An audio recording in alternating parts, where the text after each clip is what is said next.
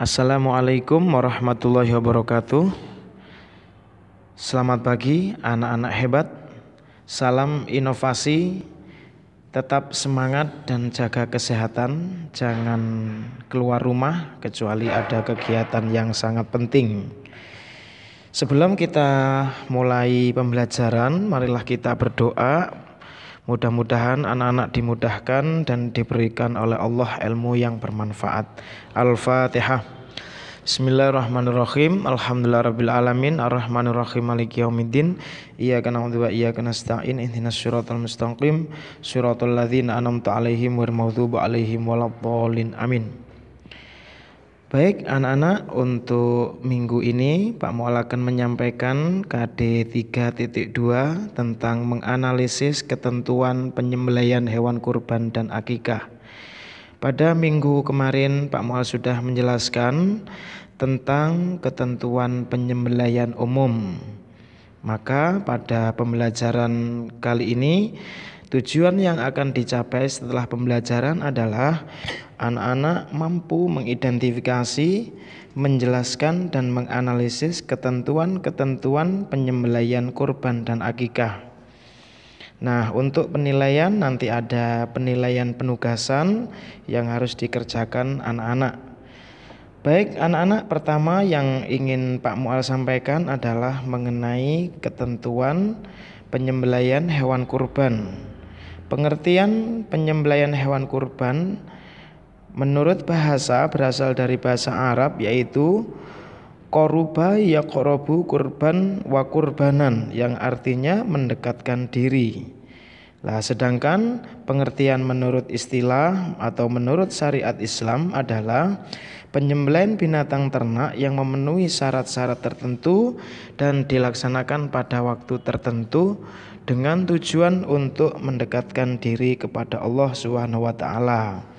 Sedangkan untuk perintah berkorban sudah dituangkan di dalam Al-Quran sebagaimana firman Allah dalam surat Al-Kautsar yang berbunyi Bismillahirrahmanirrahim, Inna a'toinakal kautsar fasholli lirabbika wanhar inna syani'aka huwal abtar.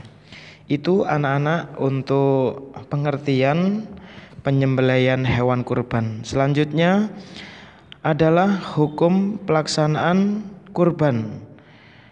Bagi umat Islam, hukum melaksanakan kurban adalah sunnah muakkad. Artinya sunnah muakkad itu adalah sunnah yang sangat dianjurkan.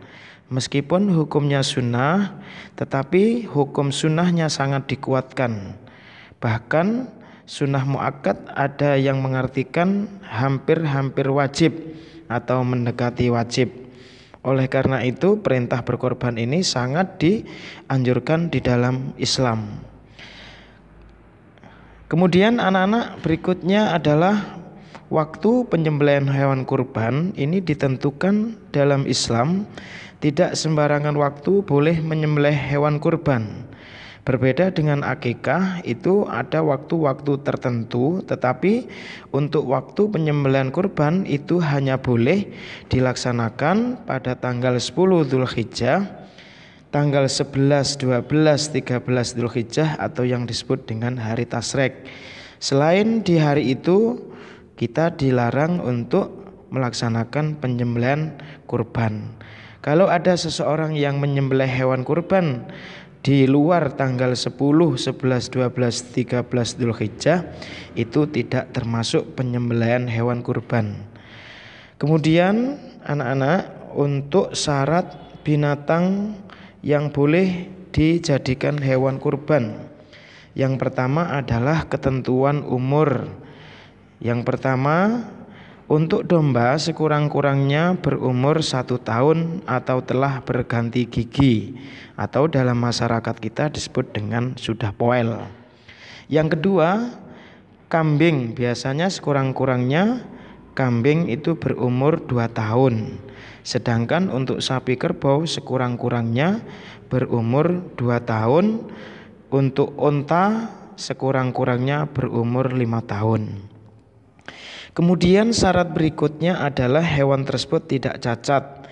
hewan yang cacat itu tidak boleh dijadikan hewan kurban. Misalkan yang pertama cacat, kakinya pincang atau matanya buta sebelah. Kemudian hewan yang tidak memenuhi syarat kurban berikutnya adalah hewan yang terlalu kurus. Yang terakhir yaitu hewan yang sakit-sakitan. Ada 4 hewan yang tidak boleh disembelih karena cacat. Untuk itu dalam penyembelihan kurban itu harus benar-benar memenuhi persyaratan-persyaratan. Artinya binatang itu atau hewan itu dalam keadaan sehat dan tidak cacat. Kemudian penggunaan kurban. Untuk kambing itu digunakan kurban 1 orang, sedangkan untuk sapi dan kerbau digunakan untuk 7 orang. Sedangkan pemanfaatan daging kurban diberikan kepada fakir miskin atau biasanya dalam masyarakat kita itu dibagikan kepada masyarakat secara keseluruhan dan dibagikan dalam keadaan mentah.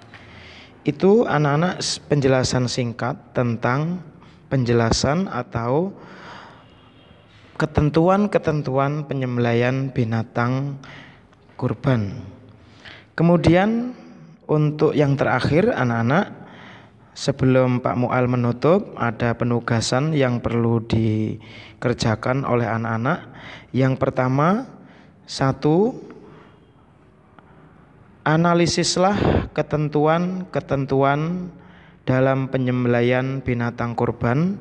Yang kedua, pada tanggal 31 nanti, yaitu pada hari Jumat, akan dilaksanakan penyembelaihan hewan kurban atau tepatnya pada hari raya Idul Kurban. Penugasannya adalah silakan anak-anak amati proses penyembelihan kurban di daerah atau lingkungan masing-masing anak, dan kemudian lengkapi dengan foto. Yang ketiga, ceritakan proses penyembelaihan sampai pada pembagian daging kurban. Ada 2 penugasan untuk anak-anak yang harus dikerjakan. Silakan dicatat di buku, kemudian difoto.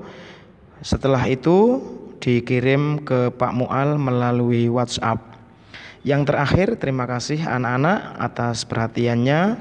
Untuk minggu depan Pak Mual akan menyampaikan terkait dengan ketentuan penyembelaihan hewan akikoh.